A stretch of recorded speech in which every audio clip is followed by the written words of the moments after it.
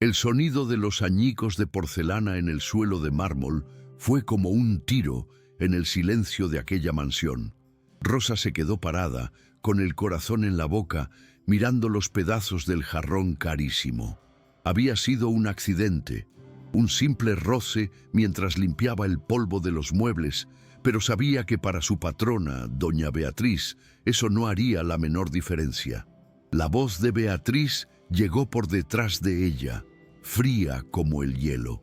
«Eres una inútil. 15 años trabajando aquí y sigues siendo una torpe». Inservible. Rosa no miró hacia atrás, solo se agachó y comenzó a recoger los añicos con las manos temblorosas. Las palabras cortaban más que los afilados trozos. «Un día», continuó Beatriz acercándose, «todavía me libraré de ti, inútil. Te echaré a la calle, que es tu lugar». Rosa aguantó la humillación en silencio, como siempre hacía. Era su superpoder, soportar. Soportaba la grosería, el desprecio, los gritos, todo para poder llevar el sustento a su casa, a sus hijos. Sabía que discutir con doña Beatriz era como gritarle a una pared. La patrona era una mujer que se alimentaba de la arrogancia, que sentía placer en menospreciar a los demás. Para ella, Rosa no era una persona, era un objeto que en ese momento estaba roto, igual que el jarrón. Con los ojos llenos de lágrimas que se negaban a caer, Rosa terminó de recoger los añicos y se retiró en silencio, sintiendo la mirada de odio de la patrona ardiendo en su espalda. Se fue a la cocina, su único refugio, y rezó en voz baja, pidiendo fuerzas para aguantar un día más. Horas más tarde, el sol ya se estaba poniendo y la casa estaba de nuevo en silencio. Rosa estaba en la cocina, preparando la cena, cuando un ruido terrible vino de la calle. Un sonido de neumáticos chirriando en el asfalto, seguido de un golpe metálico, seco y violento. El sonido del infierno. El corazón de Rosa se heló. Corrió a la ventana delantera a tiempo de ver el coche de doña Beatriz, un sedán importado y caro, estrellado contra el muro de una casa vecina. La puerta del conductor estaba abollada y un humo blanco salía del capó. El silencio que siguió al ruido fue aún más aterrador. Por un momento, el mundo pareció detenerse. La mujer que horas antes le había deseado el mal estaba ahora allí, dentro de ese coche destrozado. La confusión comenzó en segundos. Los vecinos salieron a la calle, las sirenas de la ambulancia y la policía comenzaron a sonar a lo lejos, acercándose cada vez más. Rosa se quedó paralizada en la puerta de la mansión, viendo a los paramédicos sacar el cuerpo inmóvil de doña Beatriz de dentro del coche. La imagen era impactante. La mujer siempre tan poderosa, tan llena de vida y de rabia, ahora parecía una muñeca de trapo, frágil e inconsciente. Justo después, su hijo, Fernando, llegó en su propio coche de lujo. Lo primero que hizo no fue correr hacia su madre, sino llamar a alguien, hablando bajo y nervioso, probablemente preocupado por los fotógrafos y la prensa. Su frialdad era casi tan aterradora como el accidente. En el hospital el tiempo no pasaba, la sala de espera era fría e impersonal. Fernando caminaba de un lado a otro, hablando por el móvil sobre reuniones y acciones de la empresa. Parecía más irritado por el trastorno que preocupado por la vida de su madre. Rosa estaba allí también. Nadie la había llamado, pero sintió que tenía que estar allí. Se quedó sentada en un rincón, olvidada por todos, con su uniforme sencillo, rezando en silencio. Le pedía a Dios por la vida de la mujer que la había humillado tantas veces. Era un sentimiento extraño, una compasión que ella misma no entendía, pero que venía del fondo de su fe. Para ella, toda vida era sagrada, incluso la de alguien que la trataba tan mal. Las horas se convirtieron en días y los días en semanas. Doña Beatriz estaba en coma. Su suite en el hospital era la más cara, llena de equipos modernos que pitaban día y noche, midiendo las señales de una vida que se negaba a terminar. Fernando la visitaba por obligación, se quedaba 5 minutos, miraba a su madre acostada en la cama y luego se iba, siempre con la excusa de una reunión importante. Hablaba con el doctor Álvarez, el médico de la familia, pero sus preguntas eran siempre sobre el futuro. ¿Saldrá de esta, doctor? Y si sale, ¿cómo quedará? ¿Podrá seguir administrando la empresa? Su interés era claro. Quería el control, quería el dinero. La rutina de Rosa cambió. Con la patrona en el hospital, la casa se quedó en silencio. Pero ella continuaba su trabajo con la misma dedicación.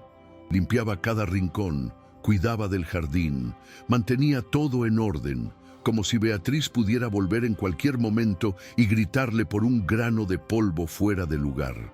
Todos los días, después de su turno, iba a la capilla del hospital y encendía una vela por su patrona. A los otros empleados de la casa les parecía extraño. «Después de todo lo que te ha hecho, ¿todavía rezas por ella, Rosa?», le preguntó la cocinera un día. Rosa solo sonrió, una sonrisa triste. Es lo que Dios nos enseña, ¿no? Perdonar. Ella no esperaba que nadie la entendiera. Entonces, después de casi un mes, ocurrió el milagro. Doña Beatriz despertó. La noticia llegó por una llamada del doctor Álvarez. Fernando corrió al hospital, no con alegría, sino con una ansiedad nerviosa. Entró en la habitación y vio a su madre sentada en la cama, mirando a la nada, con los ojos abiertos, pero vacíos. «¿Mamá? ¿Mamá? Soy yo, Fernando», dijo él acercándose. Lentamente Beatriz giró la cabeza. No había ningún reconocimiento en su mirada. Era como si estuviera mirando a un completo extraño. Frunció el ceño, confundida y asustada, y preguntó con la voz débil y ronca: «¿Quién es usted?». La pregunta cayó como una piedra en el estómago de Fernando. «¿Cómo que quién soy? Soy su hijo». Intentó sonreír, pero el nerviosismo era evidente. El doctor Álvarez entró en la habitación y le pidió que se calmara. Tras una serie de exámenes y preguntas sencillas, llegó el diagnóstico. El accidente había causado un trauma severo en el cerebro. Doña Beatriz sufría de una amnesia profunda. No recordaba quién era, no recordaba su vida, su fortuna, y lo más importante para Fernando, no lo recordaba a él. La mujer arrogante y poderosa había sido borrada. En su lugar había una mujer asustada, frágil como una niña. Fernando no pudo ocultar la frustración. ¿Amnesia? ¿Es una broma? Pero eso vuelve, ¿no? Tiene que firmar unos documentos de la empresa, es urgente. Su impaciencia era asquerosa. El doctor Álvarez lo miró con una clara desaprobación. La recuperación, si ocurre, será un proceso largo e impredecible, Fernando. Necesita paciencia, cariño y un ambiente familiar para intentar estimular los recuerdos. El médico entonces dio su recomendación. Lo mejor para ella ahora es irse a casa. Quedarse aquí en el hospital solo la confundirá y agitará más. Necesita estar en su ambiente, rodeada de cosas que un día le fueron familiares. La idea de llevarse a su madre en ese estado a casa aterrorizó a Fernando. Aquello iba a perturbar su vida, sus fiestas, sus negocios. ¿Pero quién va a cuidarla? No tengo tiempo para eso, se quejó. Inmediatamente pensó en la solución más fácil que el dinero puede comprar. Contrataré a las mejores enfermeras, una para el día, una para la noche. Tendrá todo lo mejor. Quería resolver el problema como siempre resolvía todo, tirando dinero encima. Para él, su madre se había convertido en un objeto roto que necesitaba reparación, y él pagaría para que otros hicieran el trabajo sucio. Lo importante era que no lo molestara, y así se hizo. Doña Beatriz volvió a la mansión, pero no como la reina que era. Volvió como una prisionera en su propia casa. La suite principal, antes el centro de su poder, fue transformada en una habitación de hospital de lujo, con cama articulada y equipos médicos. Se contrató a una enfermera particular, una mujer experimentada y cara. Pero lo que nadie esperaba era lo difícil que sería Beatriz, confundida y asustada, no dejaba que nadie se acercara. Gritaba, lloraba, lanzaba objetos y se negaba a comer. La enfermera, acostumbrada a tratar con ancianos, no pudo con ella. La primera enfermera duró 3 días. «Su hijo me paga bien, pero no lo suficiente para que me agredan», dijo al marcharse.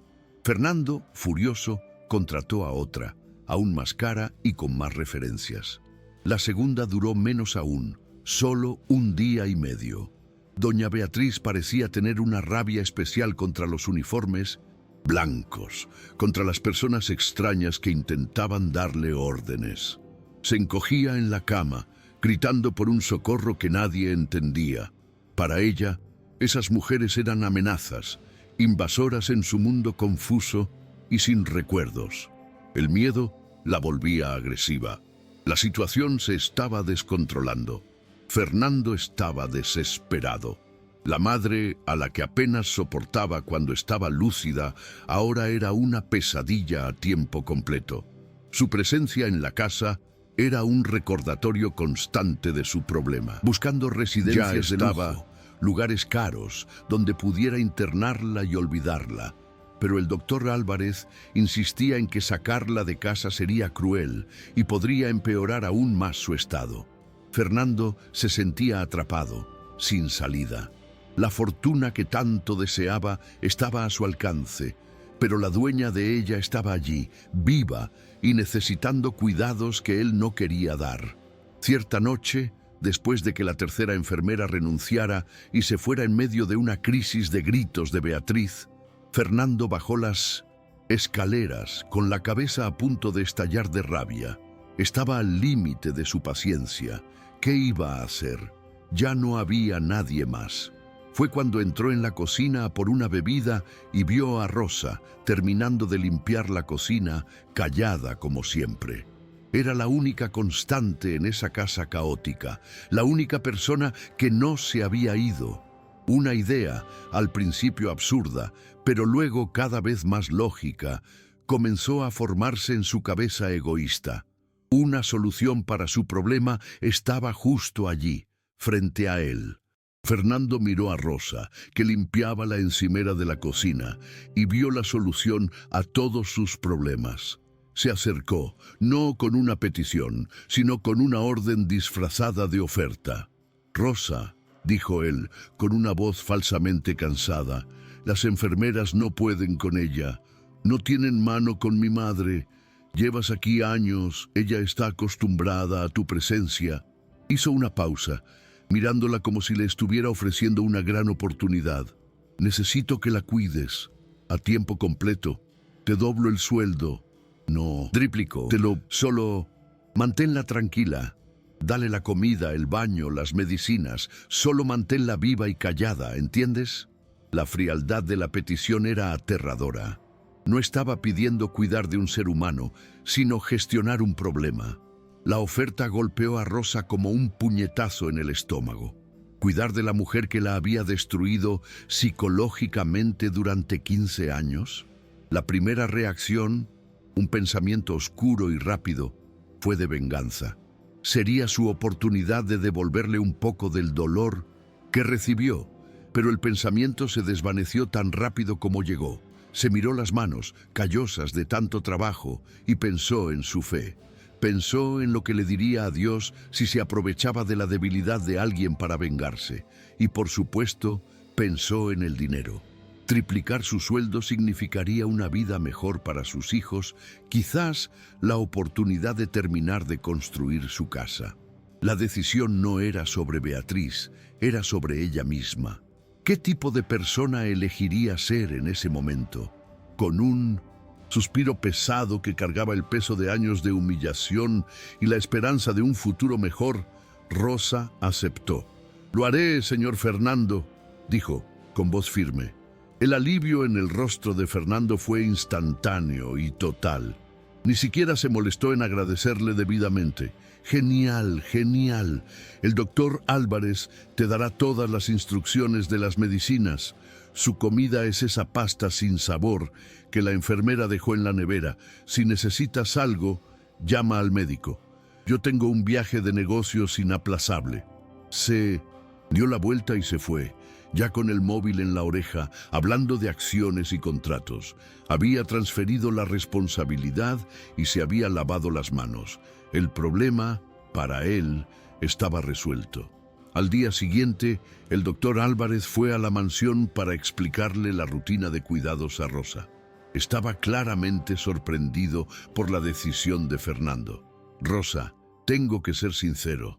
Esta no es una tarea fácil, dijo, con una mirada preocupada. Doña Beatriz está confundida, asustada y puede ser muy agresiva. Las enfermeras eran profesionales entrenadas y no lo consiguieron. Miró a la empleada, su postura sencilla y su mirada tranquila, y vio algo que no veía en las otras. Una paciencia que parecía no tener fin. ¿Estás segura de que quieres hacer esto? Rosa solo asintió. La cuidaré, doctor, con la ayuda de Dios. El médico, aunque escéptico, sintió una pizca de admiración por esa mujer. La primera vez que Rosa entró en la suite de Beatriz como cuidadora fue aterradora. La habitación olía a medicinas y a tristeza. Beatriz estaba sentada en el borde de la cama, con la mirada perdida, vistiendo un camisón de seda caro que parecía demasiado grande en su cuerpo frágil.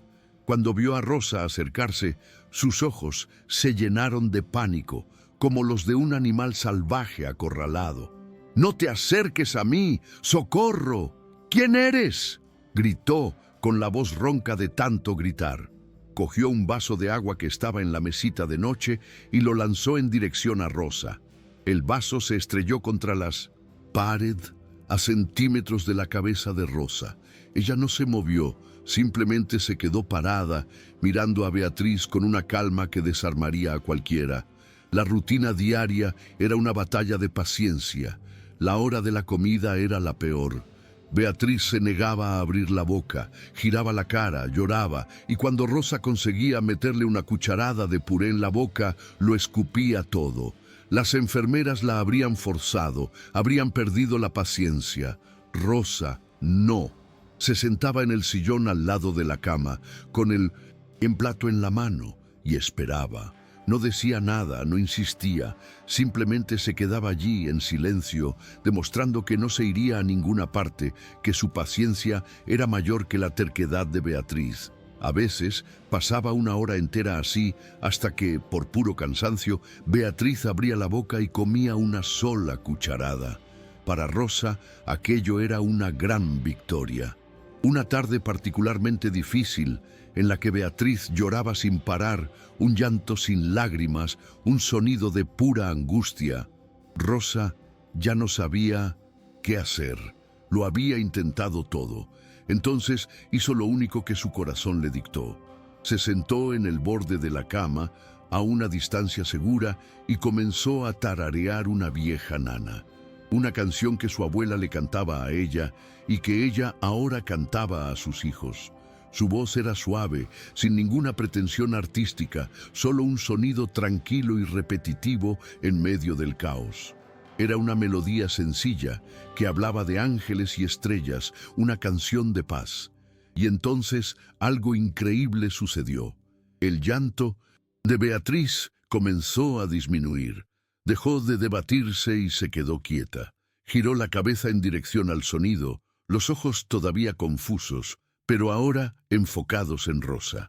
No estaba entendiendo la letra, quizás ni siquiera reconocía aquello como música, pero la melodía, la vibración tranquila de la voz de Rosa, había atravesado la barrera de la amnesia y tocado algún lugar profundo dentro de ella. Fue el primer momento de verdadera conexión entre las dos. La primera vez que Beatriz no reaccionó con miedo, sino con una extraña curiosidad. Rosa entendió en ese instante que la cura para esa mujer no estaba en las medicinas, sino en la paz que ella podía ofrecer. Poco a poco, Rosa fue construyendo una nueva rutina, basada no en la medicina, sino en la humanidad. Dejó de tratar a Beatriz como a una paciente. Empezó a hablar con ella, incluso sin recibir respuesta. Le contaba sobre su día, sobre lo que estaba haciendo en el jardín. Hoy he podado los rosales, doña Beatriz, los rojos, esos que a usted tanto le gustaban, están llenos de capullos, pronto se abrirán. Bañaba a Beatriz con un cuidado que rozaba la reverencia, lavando su largo pelo blanco, desenredando los nudos con una paciencia de santa. Estaba cuidando el cuerpo de la mujer que tantas veces atacó su alma, y extrañamente, al hacerlo, sentía que se estaba curando a sí misma también. Los otros empleados de la casa no entendían la dedicación de Rosa. La cocinera, María, lo veía con desconfianza. Tratas a esa mujer como si fuera una reina. Ella nunca te trató ni como a una persona, le decía. Te pagan, lo sé, pero esto que haces no es normal, Rosa. Es como si hubieras olvidado todo lo que te hizo pasar. Rosa solo sonreía y continuaba su trabajo. No sabía explicarlo. Era una fuerza mayor la que la movía, una mezcla de fe, compasión y quizás incluso una extraña forma de amor por el ser humano frágil en que Beatriz se había convertido. No estaba olvidando el pasado, pero elegía no vivir más en él. Llamaba una vez por semana, siempre la misma conversación rápida y sin emoción. ¿Y bien, Rosa? ¿Todo bajo control? ¿Está dando mucho trabajo? Nunca preguntaba si su madre estaba mejorando, si había dicho algo. Solo quería saber si el problema estaba contenido. Todo está tranquilo, señor Fernando, respondía Rosa sin dar detalles. Fernando se quedaba satisfecho. Su solución había sido genial, barata, eficiente y lo mantenía lejos de todo. Podía continuar su vida de lujo, mientras la empleada hacía el trabajo sucio. Apenas sabía que el trabajo que Rosa estaba haciendo era mucho más profundo de lo que él podría imaginar. Beatriz continuaba en su mundo silencioso, pero la agitación y el miedo estaban disminuyendo. Ya no gritaba cuando Rosa entraba en la habitación. A veces se quedaba horas sentada en el sillón cerca de la ventana, simplemente mirando el jardín, con los ojos vacíos. Rosa ponía música clásica para que sonara, bajito. «A usted siempre le gustó escuchar esto». Mientras leía sus libros, decía Rosa, creando la primera de muchas pequeñas mentiras piadosas. Beatriz no reaccionaba, pero tampoco se quejaba. El ambiente de la habitación, antes un lugar de pánico, se estaba convirtiendo lentamente en un santuario de tranquilidad.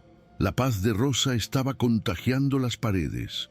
Cierto día, mientras Rosa ayudaba a Beatriz a mirar un antiguo álbum de fotografías, con la esperanza de despertar algún recuerdo, Beatriz señaló una foto de sí misma, más joven y sonriendo.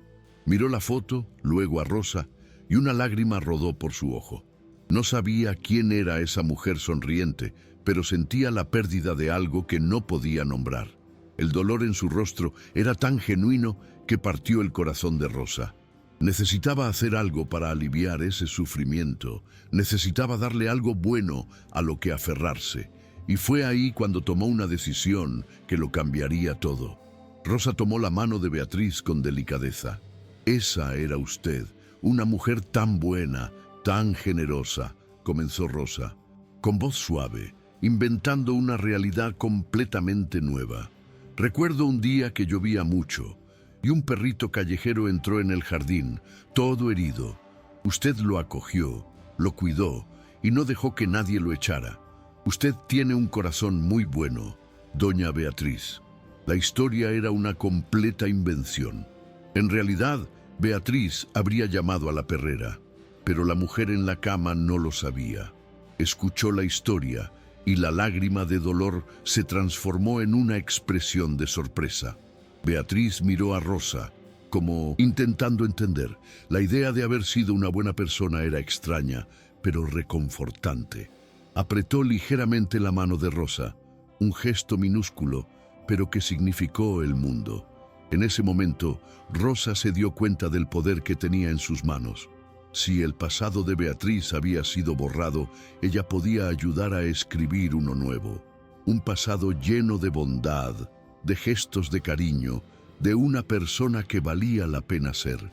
Podía darle a Beatriz una identidad de la que no tuviera que tener miedo. Era una mentira, sí, pero quizás era la mentira más llena de compasión que alguien jamás había contado. Y así Rosa comenzó su obra más delicada.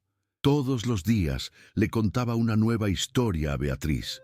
Historias de cómo ella había ayudado a la hija de Rosa a conseguir una beca de estudios, de cómo donaba anónimamente a orfanatos, de cómo perdonó un grave error de un empleado.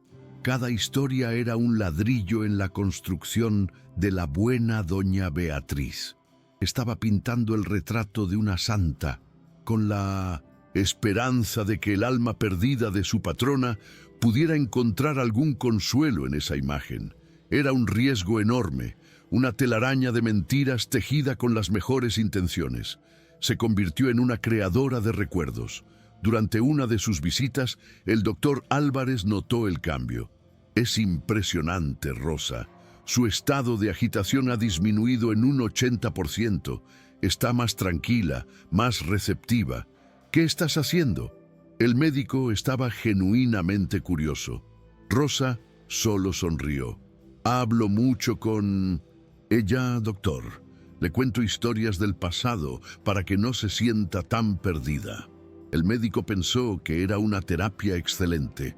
Sigue haciendo eso, sea lo que sea. Está funcionando mejor que cualquier medicina que pudiera recetarle. No tenía idea de la profundidad y la falsedad de esas historias.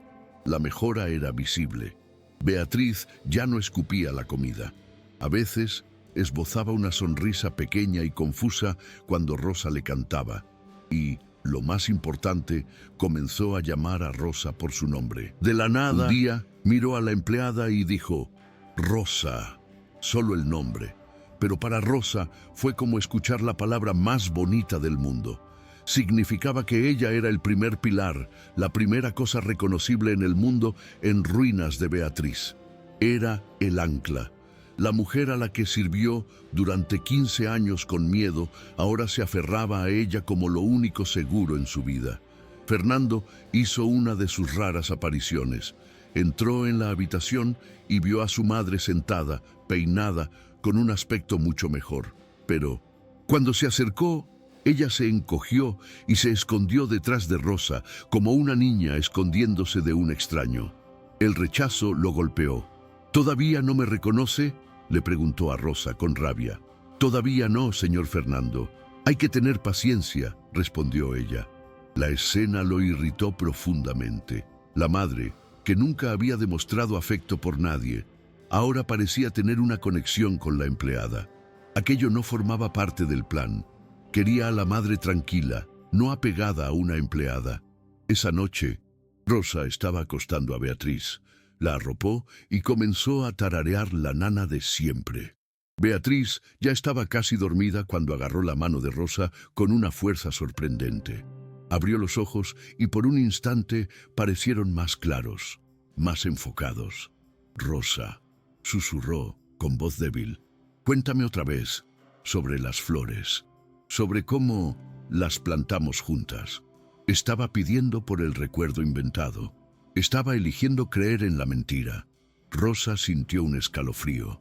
Su estrategia estaba funcionando. Pero, ¿hasta cuándo? ¿Qué pasaría si la verdadera Beatriz, la mujer cruel del pasado, comenzara a despertar y a luchar contra esa santa que Rosa estaba creando en su mente? Fernando volvió a la mansión y la mejora de su madre, en lugar de alegrarlo, lo enfureció. La vio en el jardín, caminando lentamente con la ayuda de Rosa, y lo que más le irritó fue el lazo entre las dos. Su madre, que nunca lo miró con cariño, ahora miraba a la empleada con una confianza infantil, agarrándose a su brazo como si fuera lo único seguro en el mundo. Aquella escena le daba asco. No era esa la recuperación que él quería. Quería a su madre vegetando en una cama, no creando lazos. Impaciente, cogió el móvil y empezó a llamar a residencias de lujo, ignorando por completo el consejo del doctor Álvarez. Necesitaba una solución permanente, un lugar donde pudiera internarla y olvidarla de una vez por todas. Una tarde, mientras limpiaba el pasillo, Rosa oyó la voz de Fernando viniendo del despacho. Hablaba bajo, pero la rabia en su voz era clara. No me importa el precio, solo encuentra una plaza. Necesito una solución definitiva para el problema de mi madre. ¡Rápido! La palabra definitiva resonó en la cabeza de Rosa con un sonido aterrador. Se dio cuenta con un escalofrío de que la situación era mucho más peligrosa de lo que imaginaba. No era solo una cuidadora recibiendo un buen sueldo. En ese momento, era la única barrera entre Beatriz y un hijo que la veía como una carga de la que deshacerse. La responsabilidad pesó sobre sus hombros. Necesitaba proteger a Beatriz. La mente de Beatriz, por su parte, seguía siendo un misterio. Cierto día, Rosa le dio un espejo de mano para que se peinara. Beatriz se miró al espejo y, por un segundo, una sombra de la antigua arrogancia pasó por sus ojos. Un endurecimiento de la mandíbula, un levantamiento de ceja. La mujer de antes apareció por una fracción de segundo, antes de ser reemplazada de nuevo por la expresión confusa y asustada de siempre. El atisbo fue rápido, pero aterrorizó a Rosa. La verdadera Beatriz no estaba muerta, solo estaba dormida. Y si se despertaba, ¿qué pasaría? ¿Era la bondad que Rosa estaba construyendo lo suficientemente fuerte para sobrevivir al despertar del monstruo?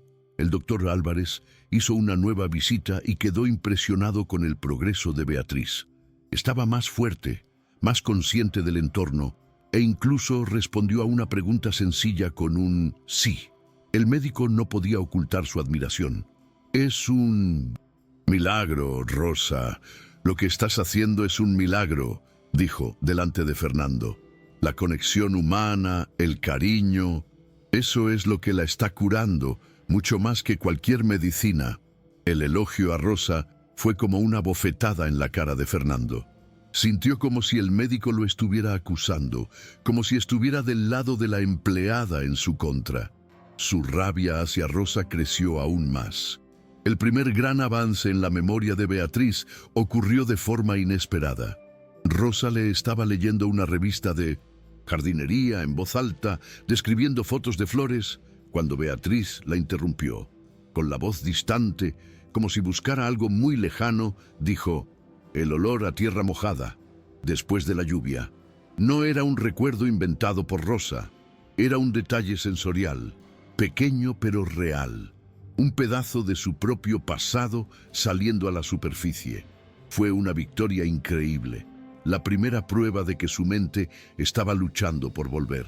Pero también fue la primera señal de que el muro de la amnesia comenzaba a agrietarse y nadie sabía qué había al otro lado. Sintiendo que estaba perdiendo el control de la situación, Fernando decidió jugar sucio. Quería romper el lazo de confianza entre Beatriz y Rosa a cualquier costo. Durante una de sus visitas cortas y forzadas, se sentó al lado de su madre y con un tono de falsa confidencia dijo: «Mamá, tienes que tener cuidado con Rosa. Sabes, siempre te ha tenido mucha envidia. Siempre ha querido tener la vida que tú tienes».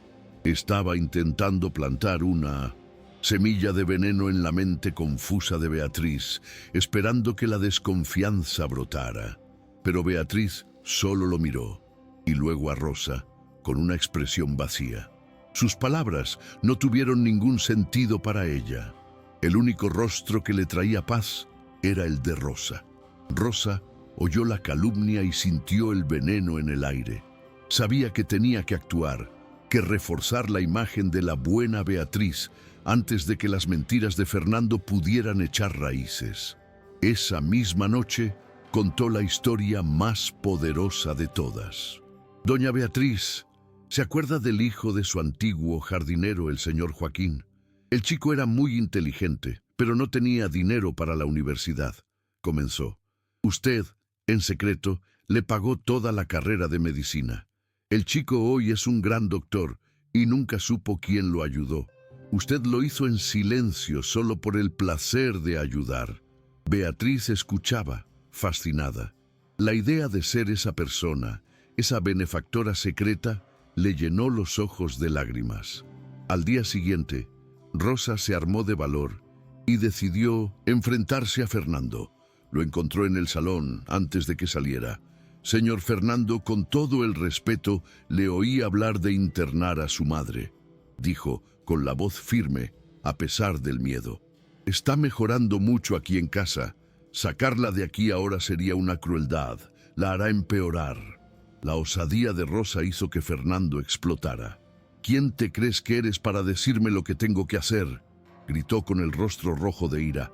Eres una empleada, nada más. Yo soy su hijo y yo decido lo que es mejor. Mantente en tu lugar o te pongo en la calle. Los gritos llegaron al piso de arriba.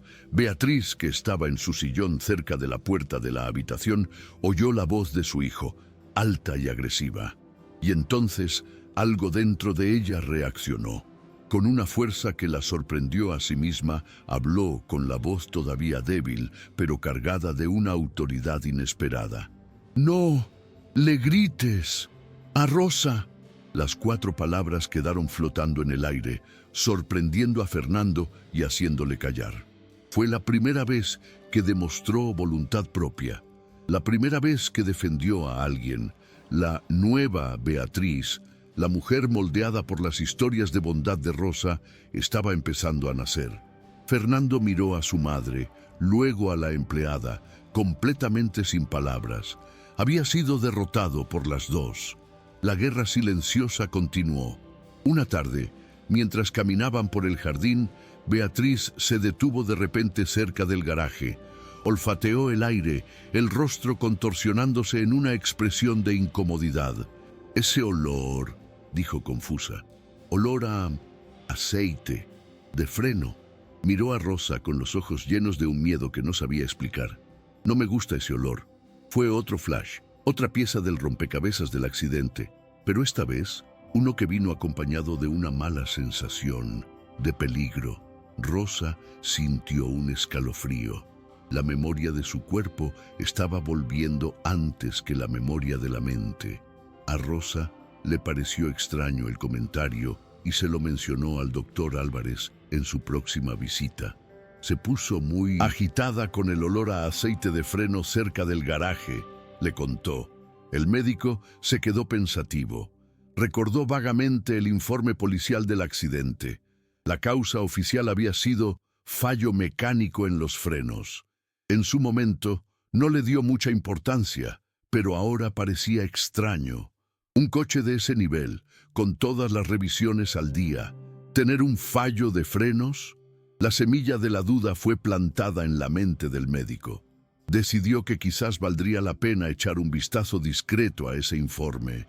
De nuevo, mientras tanto, la situación financiera de Fernando empeoraba. Sus negocios, que dependían del dinero de su madre, iban mal.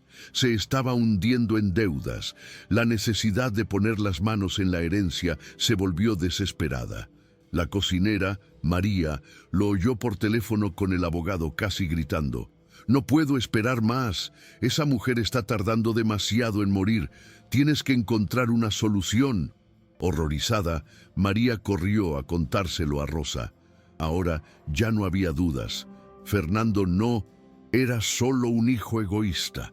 Tenía un motivo fuerte y urgente para querer a su madre fuera del camino. El miedo de Rosa ahora era real y constante. Pasó a vigilar a Fernando cada vez que visitaba. Observaba lo que llevaba a la habitación de su madre, si se acercaba a sus medicinas. Se sentía como una detective, una guardaespaldas. El trabajo ya no era cuidar de una anciana enferma, sino proteger una vida que estaba claramente en peligro. El peso de esa responsabilidad era casi insoportable, pero sabía que no podía retroceder. Era la única persona a la que le importaba si Beatriz vivía o moría. Un día, ordenando un armario antiguo, Rosa encontró una pequeña caja de música de madera. Estaba polvorienta, olvidada. La limpió y se la llevó a Beatriz. Cuando abrió la tapa, una melodía suave y delicada comenzó a sonar. Los ojos de Beatriz se llenaron de lágrimas al instante. «Mi padre», susurró con la voz entrecortada. «Él me la regaló». Fue el primer recuerdo afectivo claro que la melodía había abierto una puerta en su mente, conectando un objeto con una persona y un sentimiento de amor. Fue un momento de inmensa belleza y esperanza en medio de tanto miedo. La mejora de la madre, sin embargo, solo aumentaba la desesperación de Fernando. Viendo que no conseguiría internarla, recurrió a la crueldad psicológica con la esperanza de hacerla retroceder. «Mamá, ¿te acuerdas de cuando papá se fue?», dijo con una sonrisa maliciosa. «Me dijo que fue por tu culpa, que eras una mujer muy difícil de querer». Estaba intentando quebrar su espíritu, usando fragmentos de verdades dolorosas para arrastrarla de vuelta a la oscuridad y la confusión. Quería a la madre enferma de vuelta, no a esa mujer que estaba lentamente volviendo en sí. Rosa entró en la habitación justo en ese momento y vio lo que estaba haciendo. Su paciencia, que aguantó 15 años de abuso, finalmente se agotó. «Basta, señor Fernando», dijo, la voz sonando como un trueno en la casa silenciosa. «Salga de aquí. Su madre no necesita oír ese veneno». Se interpuso físicamente entre Fernando y Beatriz. En ese momento, la dinámica de poder que existió durante una década y media se invirtió por completo. La empleada asustada ya no existía. En su lugar, había una leona protegiendo a su cría. Fernando la miró, sorprendido por la insubordinación, pero retrocedió. Esa misma noche, el terror del accidente volvió con toda su fuerza. Beatriz tuvo una pesadilla violenta. Se debatía en la cama gritando palabras inconexas, los ojos cerrados de pánico. «La curva va demasiado rápido. No funciona. El freno no funciona. Él. Rosa corrió a su lado intentando calmarla. Beatriz se despertó de repente con todo el cuerpo temblando, empapada en sudor. El recuerdo del accidente estaba allí, en la superficie, terriblemente vivo, aunque no pudiera entenderlo. Agarró el brazo de Rosa con una fuerza que Rosa no sabía que poseía. Sus ojos, antes confusos, ahora tenían un brillo de pánico, una claridad aterradora. Miró a Rosa, no como su cuidadora, sino como la única alma viva en la que confiaba. Abrió la boca, y la pregunta que salió fue la pieza que faltaba, la llave que abriría la puerta al secreto más oscuro de esa casa. Con la voz temblorosa, un susurro que cargaba el peso de un recuerdo que sentía en el cuerpo, pero no en la mente, preguntó: «Rosa, el coche, ¿él intentó matarme?». La pregunta de Beatriz, «intentó matarme», quedó flotando en el aire de la habitación como un veneno. Rosa sintió que se le helaba todo el cuerpo. En ese instante, todas las piezas encajaron. La frialdad de Fernando en el hospital, su prisa por tomar el control de los negocios, sus conversaciones sospechosas por teléfono, la insistencia en internar a su madre. No era solo egoísmo, era la maldad de un criminal. Rosa no respondió a la pregunta. No hacía falta. El terror en los ojos de Beatriz era la respuesta. En lugar de hablar, Rosa hizo lo único que podía. Abrazó a la mujer temblorosa, un gesto que era al mismo tiempo de consuelo y de protección. En ese abrazo silencioso se selló una alianza. Ya no eran patrona y empleada, sino dos mujeres unidas contra un enemigo común. A la mañana siguiente, la atmósfera en la casa había cambiado. La pregunta de la noche anterior no se repitió, pero su sombra estaba en todos los rincones. Beatriz estaba más callada de lo normal, como si la simple posibilidad de esa verdad la hubiera agotado. Rosa, por su parte, sentía el peso de un secreto mortal. Cada paso de Fernando por la casa era una amenaza, cada palabra suya sonaba falsa. Se convirtió en la guardiana no solo de la salud de Beatriz, sino de su vida. El miedo era constante, una bola de plomo en el estómago, pero la determinación de Rosa era aún mayor. No iba a abandonar a esa mujer, no ahora que sabía la magnitud del peligro que la rodeaba. Completamente sola, Rosa no sabía qué hacer. Ir a la policía. ¿Con qué pruebas? La palabra de una mujer con amnesia y de su empleada contra uno de los hombres más ricos e influyentes de la ciudad. Nadie les creería. Las aplastarían. ¿Contarle a Fernando que sospechaba algo? Sería firmar su propia sentencia de muerte y quizás también la de Beatriz. La única salida era seguir como estaba, cuidando y vigilando, esperando un desliz de él, una prueba, un milagro. La mansión, que ya había sido una prisión de humillación, ahora era una fortaleza que necesitaba defender desde dentro. Durante su llamada semanal con Cintos, el doctor Álvarez, Rosa decidió arriesgarse. Con voz baja para que nadie la oyera, le contó la pesadilla de Beatriz, el grito desesperado mencionando los frenos. El silencio al otro lado de la línea fue largo. «Rosa, esto es muy serio», dijo el médico, con la voz cargada de preocupación. Recordó su propia duda sobre el fallo mecánico en el informe del accidente. «Voy a hacer algunas preguntas, con mucho cuidado.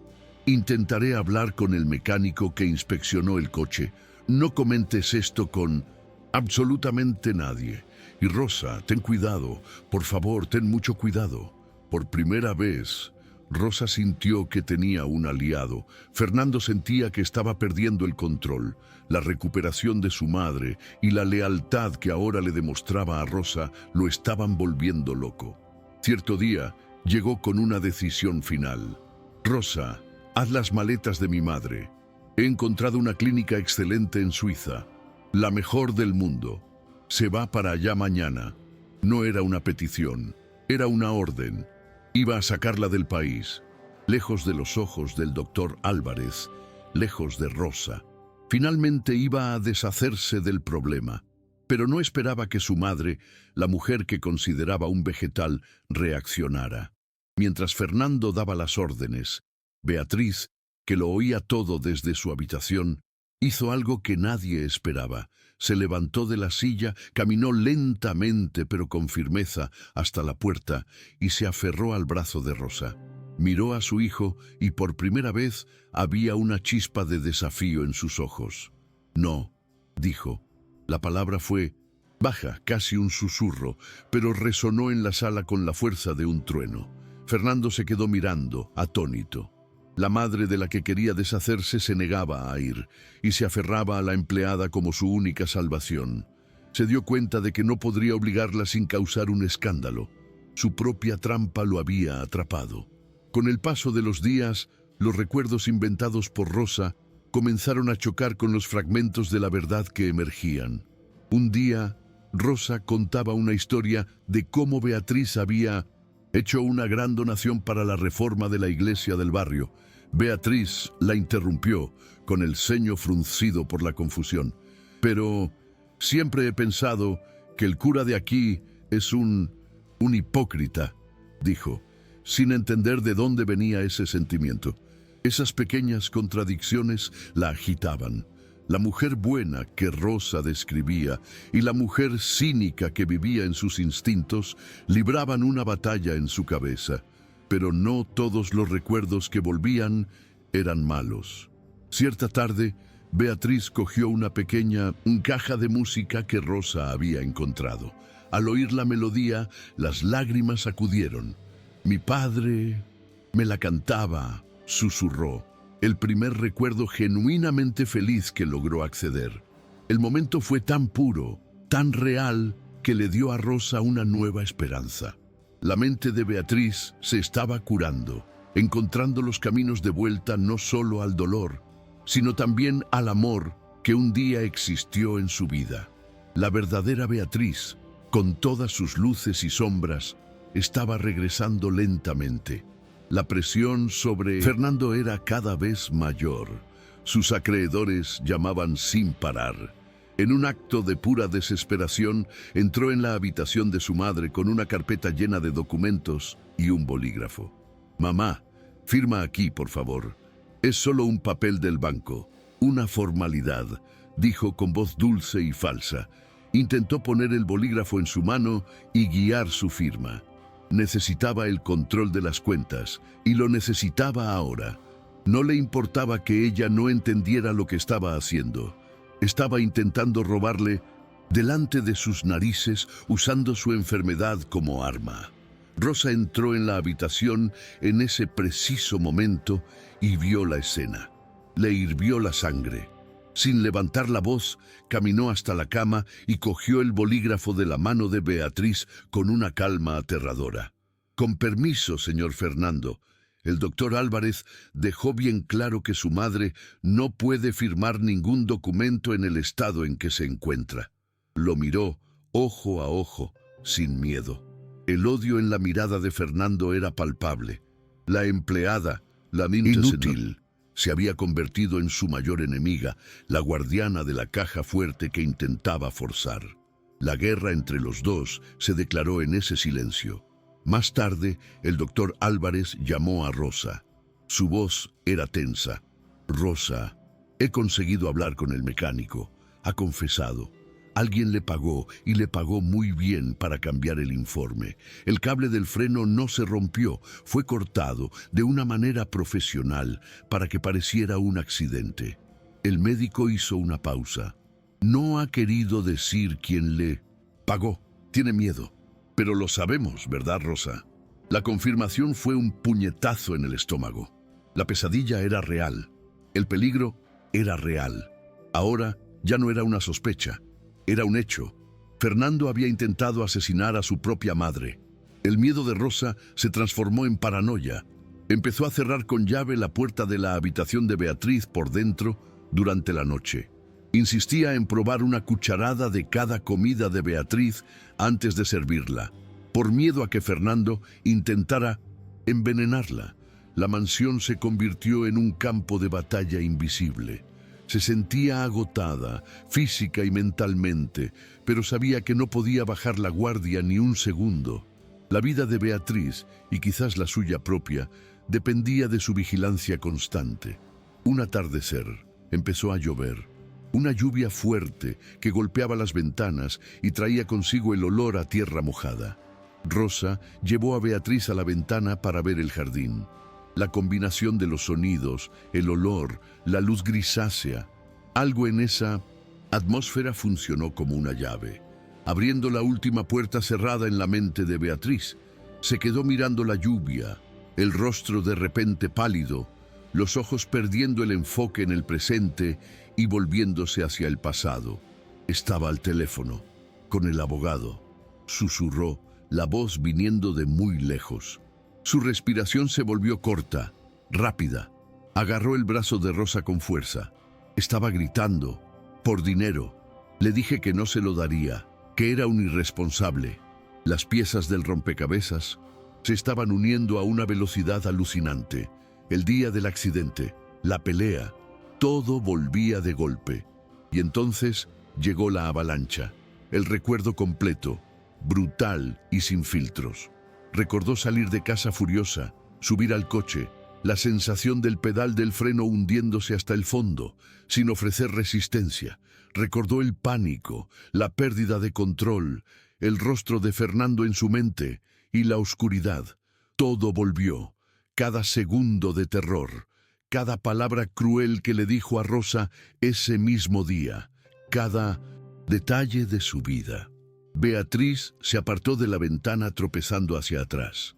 Miró la habitación, los muebles, sus propias manos, como si lo estuviera viendo todo por primera vez. Y entonces miró a Rosa. Su mirada era diferente. Dios mío, qué diferente era. La confusión había desaparecido por completo. La fragilidad infantil se había desvanecido. En su lugar había una claridad, una dureza y un dolor tan profundos que parecían romper el aire mismo.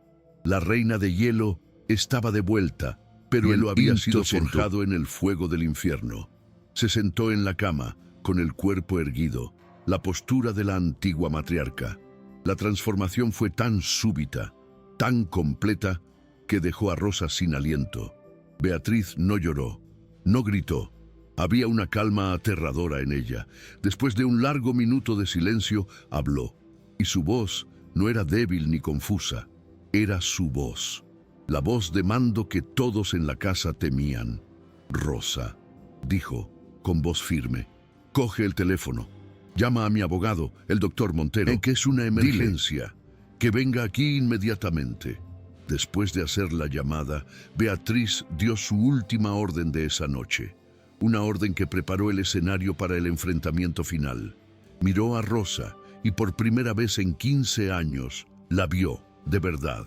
Ahora, Rosa, dijo la voz baja pero cargada con el peso de todo lo que había sucedido. Ve a llamar a mi hijo. Dile que su madre quiere tener unas palabritas con él. Dile que lo he recordado todo. Rosa hizo lo que la patrona le mandó. Con las manos temblorosas, llamó al doctor Montero, el abogado, y luego fue al salón, donde Fernando leía una revista de negocios, completamente ajeno a la tormenta que estaba a punto de caer sobre su cabeza.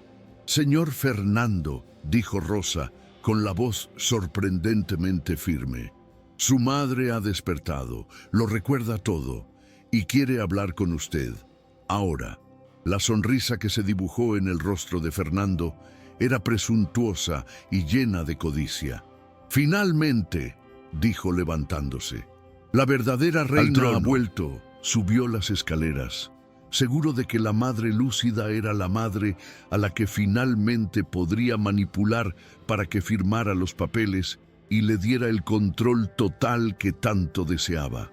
Entró en la habitación con aire triunfante.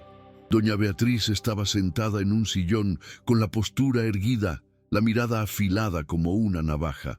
La imagen de la mujer frágil y confusa había desaparecido por completo. «Mamá, qué maravillosa noticia. Sabía que eras fuerte», dijo, acercándose para besarla en la frente. Pero Beatriz levantó una mano deteniéndolo a mitad de camino. El gesto fue frío e imperioso. En ese momento, el abogado, el doctor Montero, llamó a la puerta y entró, con el maletín de cuero en la mano, el rostro serio. La confianza de Fernando flaqueó. «¿Qué hace él aquí?», preguntó, la irritación creciendo en su voz. «Siéntate, Fernando», ordenó Beatriz, con una calma que daba escalofríos. «Tenemos mucho de qué hablar».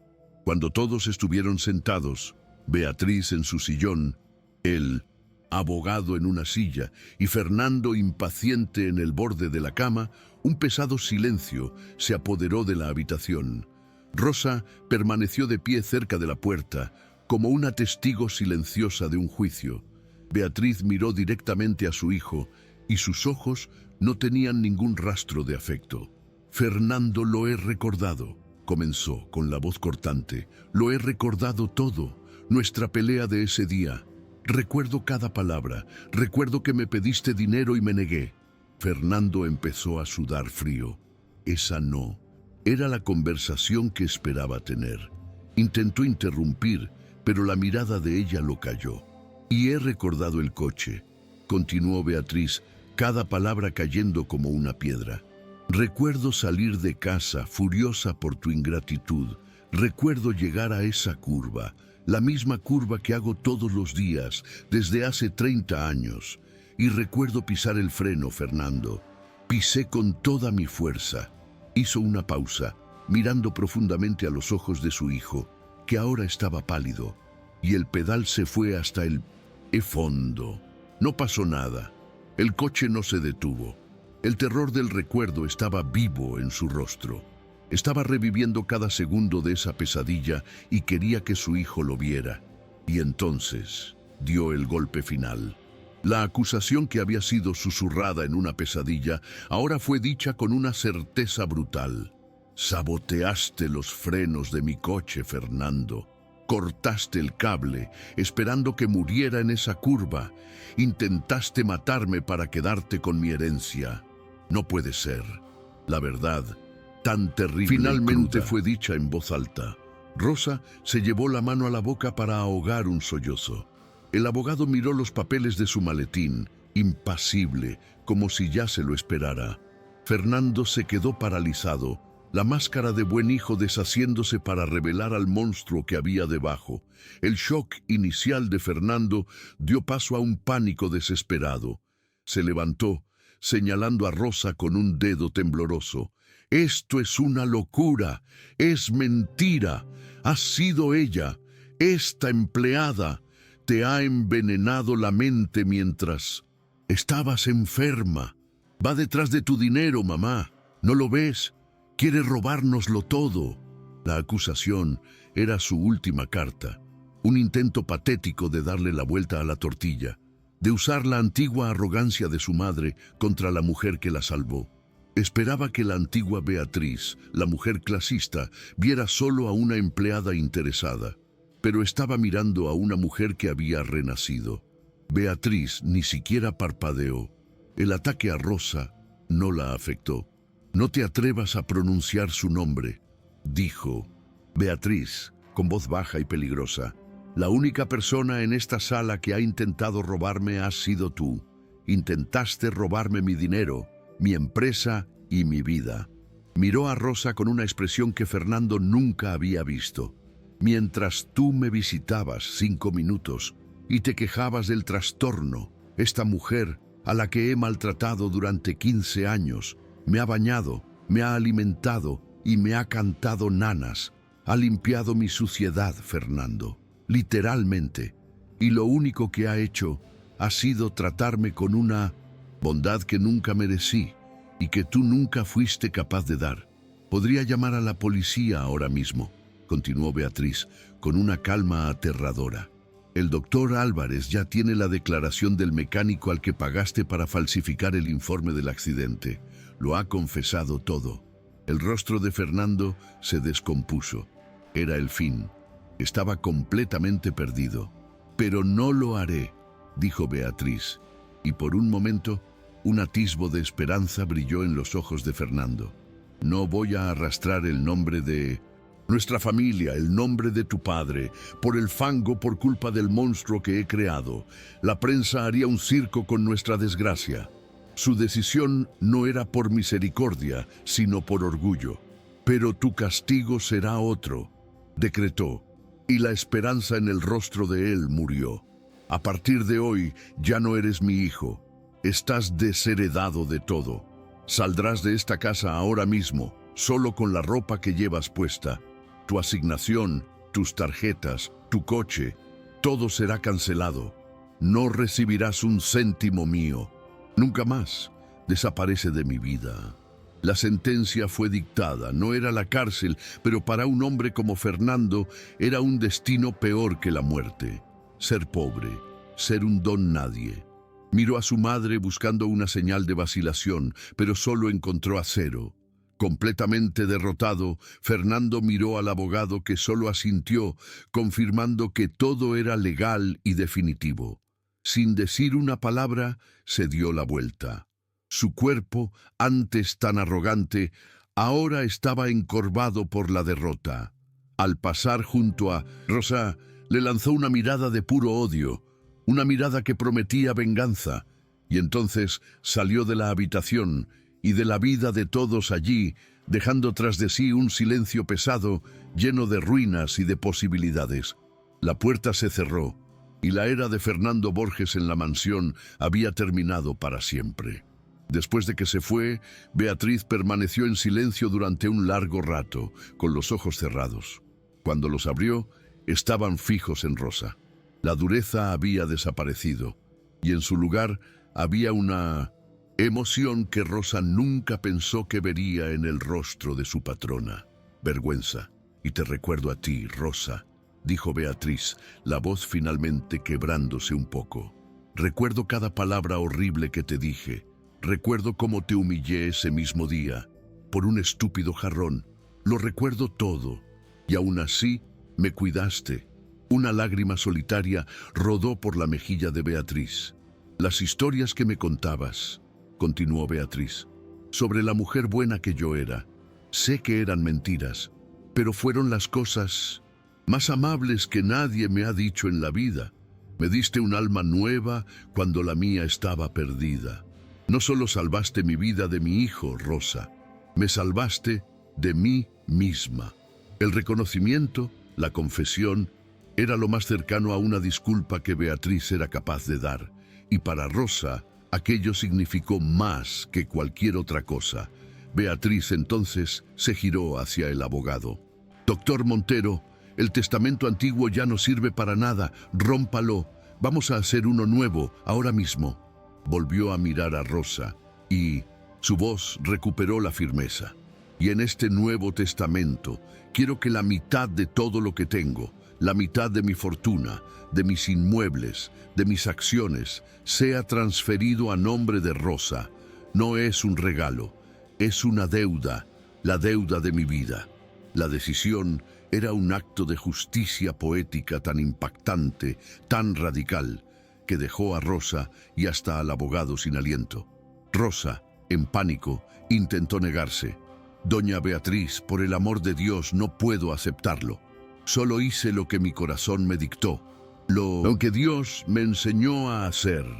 El dinero era demasiado, la idea era absurda, pero Beatriz levantó la mano. «Y yo, por primera vez en mi vida, estoy haciendo lo que mi conciencia me dicta. Usted me enseñó lo que es la compasión, Rosa. Ahora déjeme aprender lo que es la justicia. Por favor, acéptelo. Permítame hacer lo correcto». Ante esa petición, Rosa no tuvo elección. Solo lloró en silencio, un llanto de alivio, de shock y de una gratitud que no cabía en palabras. Meses después, la vida en la mansión era otra. Beatriz, todavía físicamente frágil, pasaba la mayor parte del tiempo en una silla de ruedas, pero su mente estaba más aguda que nunca. Rosa, ahora una mujer rica, dividía su tiempo entre su nueva y cómoda casa y la mansión. Ya no era una empleada, pero se negaba a abandonar a Beatriz. Las dos pasaban las tardes en el jardín, conversando, no como amigas. La historia entre ellas era demasiado compleja para eso, sino como dos supervivientes, dos compañeras unidas por una tragedia que las transformó para siempre. Una paz frágil e improbable había nacido de las cenizas del odio. La vida de Rosa cambió por completo. Sus hijos estaban en los mejores colegios y ya no necesitaba contar monedas para pagar las facturas. Pero la riqueza no la cambió. Seguía siendo la misma mujer sencilla, de fe inquebrantable, que encontraba alegría en cuidar de sus plantas y en escuchar las historias que Beatriz ahora contaba. Las historias verdaderas de su pasado, con todos sus dolores y arrepentimientos. La redención de Beatriz no era un milagro completo, sino un proceso lento, y Rosa era la única persona en el mundo con la paciencia para acompañarla en ese viaje. Pero el mal no desaparece tan fácilmente. Lejos de allí, en un taller mecánico sucio y oscuro, Fernando, ahora delgado, con barba y los ojos llenos de odio, se encontraba con un hombre mayor, un antiguo mecánico de la familia. «Sé que eras el hombre de confianza de mi padre», dijo Fernando, con voz baja y conspiradora. «Y sé que el accidente de mi madre no fue el primer accidente de la familia. Ella no es la santa que todos piensan que es ahora. Ayúdame a demostrarlo, ayúdame a desenterrar sus secretos y los dos nos haremos muy, muy ricos». La amenaza de que Beatriz también tenía sus propios esqueletos en el armario estaba lanzada. La escena final vuelve al jardín soleado. Beatriz y Rosa están en silencio, mirando las flores. La imagen es de paz, de un círculo de dolor que finalmente se ha cerrado. Pero la semilla de la duda plantada por Fernando arroja una sombra sobre ese final feliz. La historia de ellas nos enseña que la compasión tiene un poder curativo casi milagroso, capaz de transformar hasta el corazón más duro. Pero también nos recuerda que el pasado nunca muere de verdad y que la verdad, a veces, tiene muchos lados. ¿Y tú, qué habrías hecho en el lugar de Rosa? ¿Habrías elegido el perdón o la venganza?